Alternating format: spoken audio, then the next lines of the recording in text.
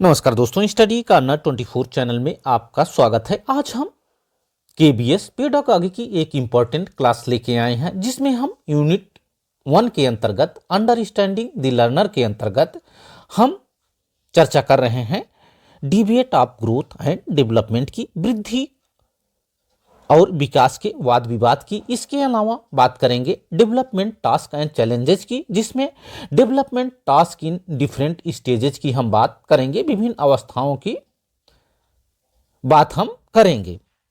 सबसे पहले हम देखते हैं वृद्धि और विकास के वाद विवाद की। इसमें हम सबसे पहले देखेंगे प्रकृति बनाम पोषण, यानी नेचर वर्सेस नर्चर। प्रकृति बनाम पोषण। प्रकृति बनाम पोषण वाद विवाद मनोविज्ञान में सबसे पुराने मुद्दों में से एक है। प्रकृति बनाम पोषण वाद विवाद मनोविज्ञान में सबसे पुराने मुद्दों में से एक है, जिस पे हम चर्चा कर रहे हैं। वाद विवाद का केंद्र मानव विकास के लिए आनुवंशिक विरासत और पर्यावरणीय कारकों के सापेक्ष योगदान है। नेचर वर्सेस नर्चर की बात कर रहे हैं, यानी प्रकृति बनाम पोषण। प्रकृति बनाम पोषण वाद विवाद मनोविज्ञान में सबसे पुराने मुद्दों में से एक है। वाद विवाद केंद्र मानव विकास के लिए आनुवंशिक विरासत और पर्यावरणीय कारकों के सापेक्ष योगदान है। प्रकृति एक बच्चे की उसके वंशानुगत कारकों या जीन को संदर्भित करता है। प्रकृति क्या करता है? प्रकृति एक बच्चे की उसके वंशानुगत कारकों या जीन को संदर्भित करता है, जो न केवल बच्चे की शारीरिक उपस्थिति को परिभाषित करता है, बल्कि व्यक्तित्व लक्षणों के निर्माण में भी मदद करता है। व्यक्तित्व लक्षणों के भी निर्माण में मदद करता है। प्रकृति एक बच्चे की उसके वंशानुगत कारकों या जीन को संदर्भित करता है, जो न केवल एक बच्चे की शारीरिक उपस्थिति को परिभाषित करता है, बल्कि बच्चे के व्यक्तित्व लक्षणों के निर्माण में भी मदद करता है। पोषण क्या करता है? दूसरी ओर पोषण का तात्पर्य विभिन्न पर्यावरणीय कारकों से है। किससे है? विभिन्न पर्यावरणीय कारकों से है, जो हमारे व्यक्तित्व लक्षणों, हमारे बचपन के अनुभवों, बच्चे की परवरिश, सामाजिक संबंधों और संस्कृति के बारे में बताते हैं। दूसरे शब्दों में प्रकृति बनाम पोषण विवाद इस बात की चिंता करता है कि मानव व्यवहार पर्यावरण में से या किसी व्यक्ति के जीन से प्रभावित होता है। प्रकृति बनाम पोषण विवाद इस बात की चिंता करता है कि मानव व्यवहार पर्यावरण से या किसी व्यक्ति के जीन से प्रभावित होता है।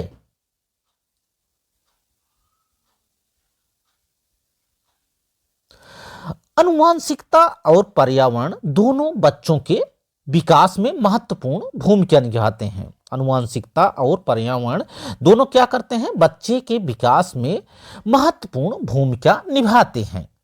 आनुवंशिकता संभावित जैविक सीमाओं को निर्धारित करती है, जबकि पर्यावरण क्या करता है? पर्यावरण उस स्तर का निर्माण करता है जिससे विकास संभव है। आनुवंशिकता और पर्यावरण दोनों बच्चों के विकास में क्या करते हैं? महत्वपूर्ण भूमिका निभाते हैं। आनुवंशिकता संभावित जैविक सीमाओं का निर्धारण करता है, जबकि पर्यावरण क्या करता है? उस स्तर का निर्धारण करता है जिसमें विकास संभव है। ये तो रही नेचर वर्सेस नर्चर की बात, यानी प्रकृति बनाम पोषण की बात। अब हम आगे बढ़ते हैं और बात करते हैं निरंतर बनाम अनिरंतरता। किसकी बात करते हैं? निरंतर बनाम अनिरंतरता की बात हम करते हैं, यानी continuity versus discontinuity. Continuity versus discontinuity की बात करते हैं हम। निरंतर अनिरंतरता यह बताती है कि कैसे विकासात्मक घटनाएं जीवन के चरणों, जिसमें निरंतरता या अलग चरणों अनिरंतरता की एक श्रृंखला में सहज प्रकृति को प्रकट करता है। क्या करता है? सहज प्रकृति को प्रदर्शित करता है। कंटिन्यूटी वर्सेस डिसकंटिन्यूटी की हम बात कर रहे हैं। निरंतर अनिरंतरता यह बताती है कि कैसे विकासात्मक घटनाएं जीवन के चरणों, चाहे वह निरंतरता हो या अलग अलग चरणों अनिरंतरता की एक श्रृंखला में एक सहज प्रगति को प्रकट करती है। विकासात्मक प्रक्रिया में अनिरंतरता, असंततता दुनिया को समझने के नए तरीकों को संदर्भित करती है जो विकास की प्रक्रिया के दौरान उभरती हैं। जो विकास की प्रक्रिया के दरमियान उभरती हैं। विकासात्मक प्रक्रिया में अनिरंतरता, असंततता दुनिया को समझने के नए तरीकों को संदर्भित करती हैं जो विकास की प्रक्रिया के दौरान उभरती हैं। असंबद्धता दृष्टिकोण चरण सिद्धांतों को जन्म देता है। किसको जन्म देता है? असंबद्धता दृष्टिकोण चरण सिद्धांतों को जन्म देता है, जहां विकास को सीढ़ियों पर चढ़ने के रूपक के साथ चित्रित किया जाता है, जहां प्रत्येक चरण पिछले चरण की तुलना में कार्य करने का एक उन्नत तरीका होता है। क्या होता है? प्रत्येक चरण पिछले चरण की तुलना में, प्रत्येक चरण पिछले चरण की तुलना में कार्य करने की एक उन्नत तरीका दर्शाता है। कार्य करने की एक उन्नत तरीका को दर्शाता है।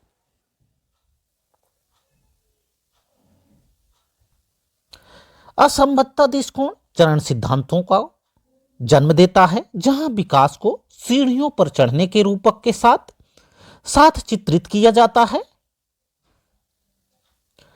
जहां प्रत्येक चरण पिछले चरण की तुलना में कार्य करने का एक उन्नत तरीका को दर्शाता है। अब हम बात करते हैं सक्रियता बनाम निष्क्रियता की। किसकी बात करते हैं? सक्रियता बनाम निष्क्रियता, यानी एक्टिविटी वर्सेस पॉजिटिविटी की बात हम करते हैं। एक्टिविटी वर्सेस पॉजिटिविटी की बात हम करते हैं।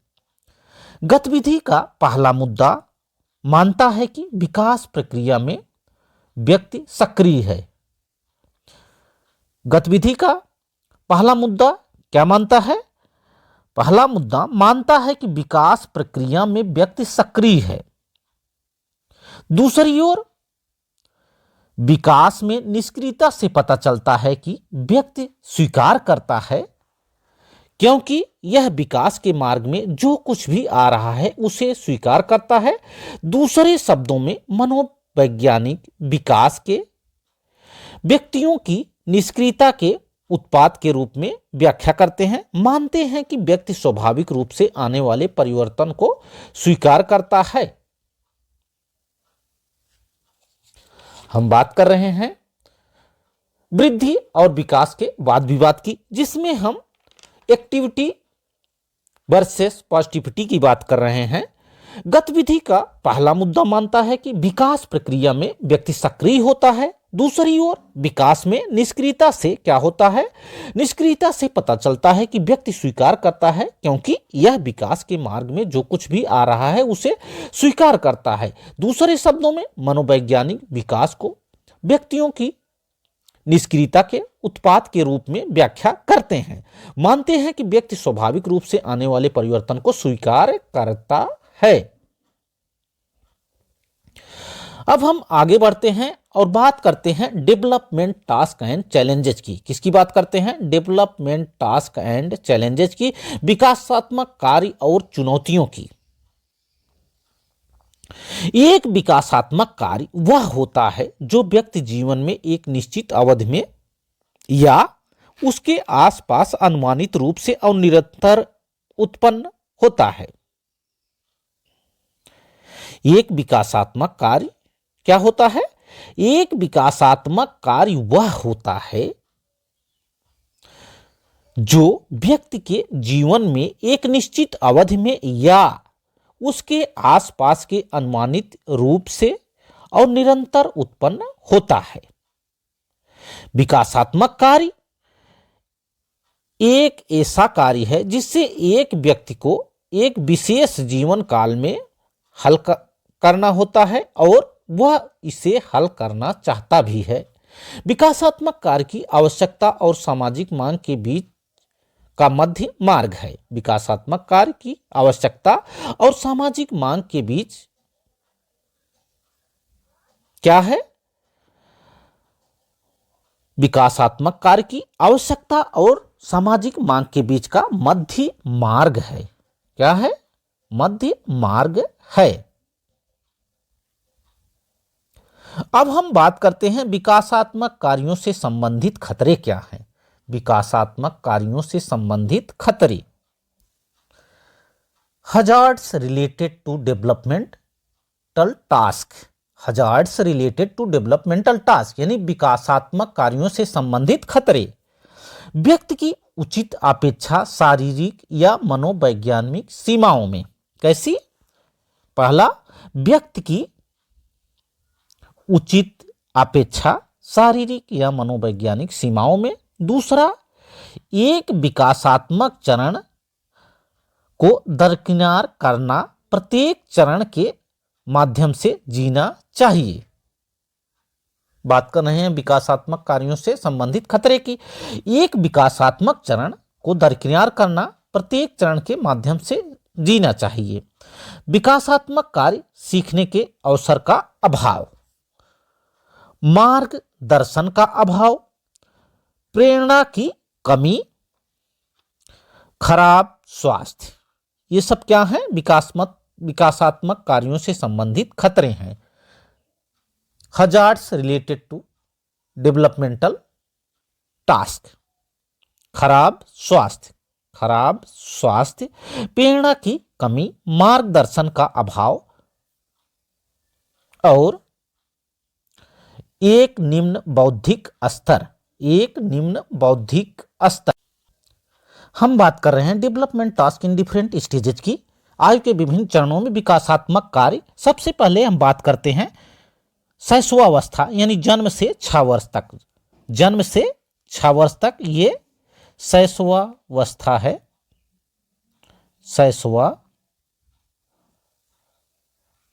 अवस्था है कितना? जन्म से 6 वर्ष तक। इसमें बच्चा क्या करता है? चलना सीखता है, ठोस आहार लेना सीखता है और क्या करता है? बात करना सीखता है। शरीर के अपशिष्टों के निष्कासन को नियंत्रित करना सीखता है। इसके अलावा लिंग भेद करना भी सीखता है। क्या करता है? लिंग भेद करना सीखता है, यानी लर्निंग सेक्स डिफरेंसेस, लिंग भेद करना सीखता है। इसके अलावा शारीरिक स्थिरता प्राप्त करता है। शारीरिक स्थिरता भी प्राप्त करता है। कितना? जन्म से 6 वर्ष तक बालक क्या करता है? चलना सीखता है। ये विकासात्मक कार्यों के अंतर्गत हैं। चलना सीखता है, ठोस आहार लेना सीखता है, बात करना सीखता है। इसके अलावा शरीर के अपशिष्टों को निष्कासन को नियंत्रित करना सीखता है। लिंग भेद करना सीखता है, लर्निंग सेक्स डिफरेंसेस। शारीरिक स्थिरता प्राप्त करना सीखता है, अचीविंग फिजियोलॉजिकल स्टेबिलिटी। शारीरिक स्थिरता प्राप्त करना सीखता है। इसके अलावा सामाजिक और भौतिक वास्तविकता की सरल अवधारणाएं बनाना भी सीखता है जन्म से 6 वर्ष तक। और क्या करता है? माता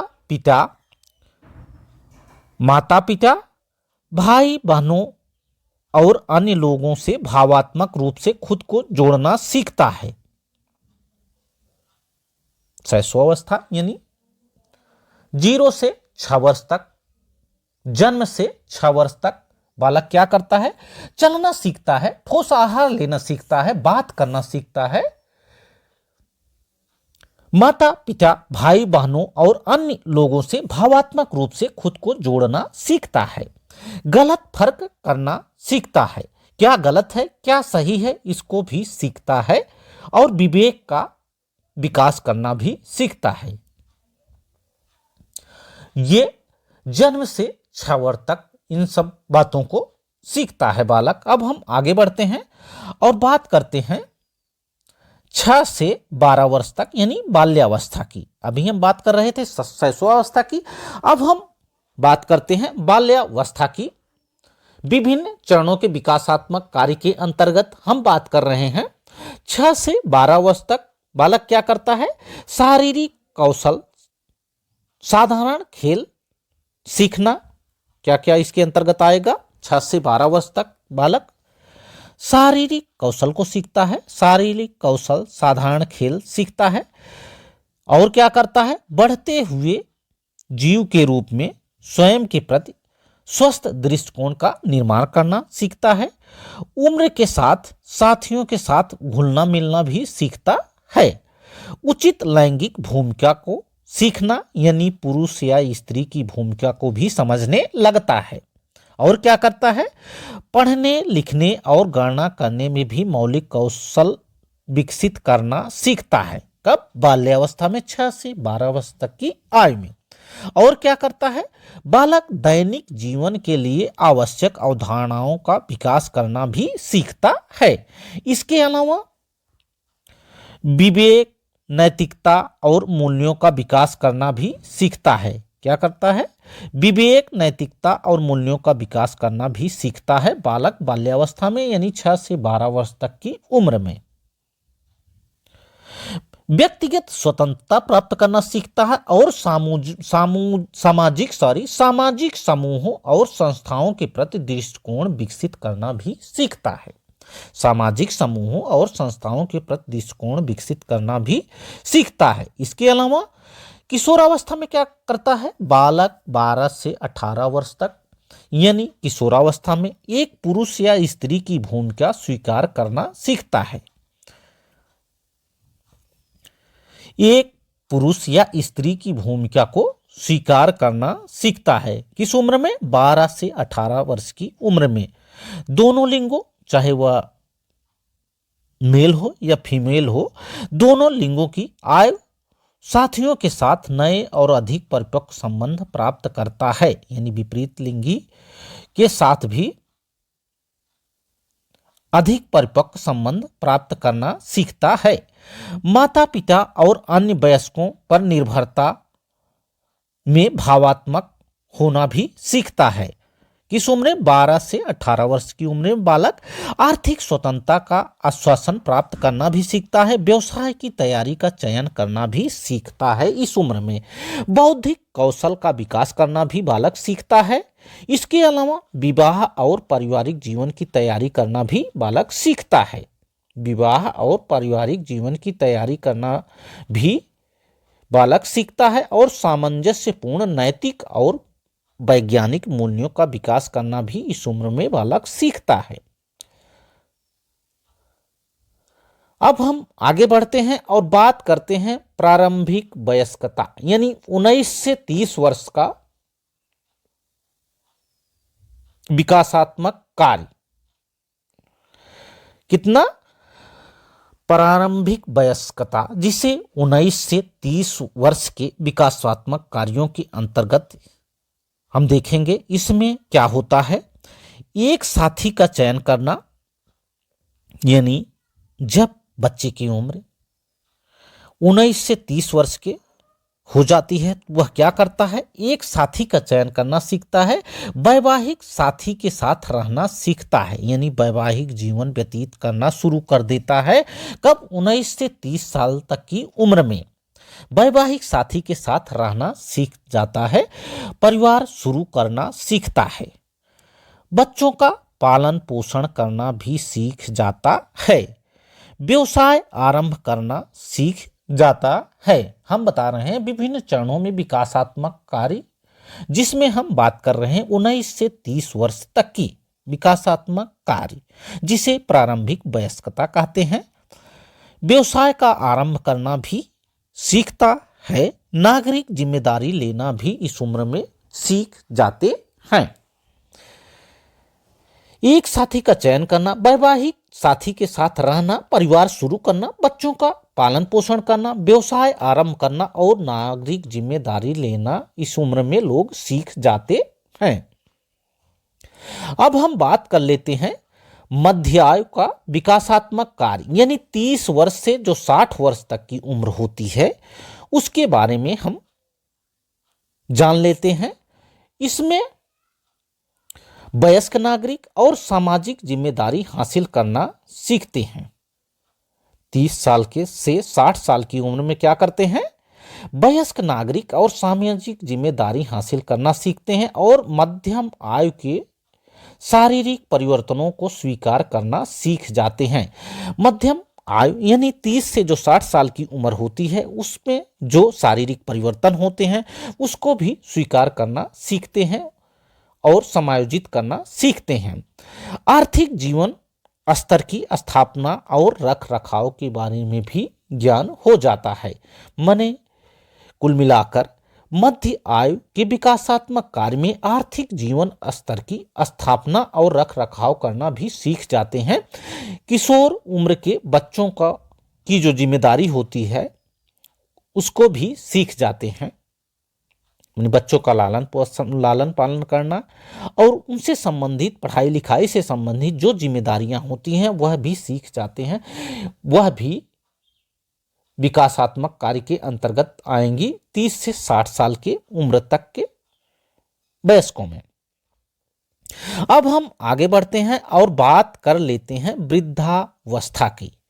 वृद्धावस्था यानी जब 60 साल की उम्र हो जाती है तो उसमें क्या सीखते हैं? Developmental task at various stages में हम बात कर रहे हैं वृद्धावस्था की, यानी जो 60 वर्ष से अधिक की उम्र होती है उसमें हम क्या क्या स्वीकार करते हैं, किन किन चुनौतियों का? घटती शारीरिक शक्ति और स्वास्थ्य के साथ तालमेल बिठाना। 60 वर्ष से अधिक उम्र होने पर लोग घटती शारीरिक शक्ति और स्वास्थ्य के साथ तालमेल बिठाना भी सीख जाते हैं। सेवानिवृत्ति और घटी हुई आयु के लिए समायोजन करना भी सीखते हैं। इसके अलावा जीवन साथी की मृत्यु के लिए समायोजन करना भी सीखते हैं। Developmental task in various stages की बात हम कर रहे हैं, जिसमें हम वृद्धावस्था यानी 60 वर्ष से अधिक की उम्र में हम बात कर रहे हैं। इसमें घटती शारीरिक शक्ति और स्वास्थ्य के साथ तालमेल बिठाना, सेवानिवृत्ति और घटी हुई आयु के लिए समायोजन करना सीखना, जीवन साथी की मृत्यु के लिए समायोजन करना आदि बातों को सीखते हैं। ये तो रहा आज का वीडियो। आज की क्लास का PDF पाने के लिए आप हमारे टेलीग्राम चैनल से जरूर जुड़ें। आशा है कि वीडियो अच्छा लगा होगा। वीडियो को लाइक करें, शेयर करें तथा हमारे चैनल स्टडी कॉर्नर 24 को जरूर सब्सक्राइब करें। Thanks for watching this video. Thank you.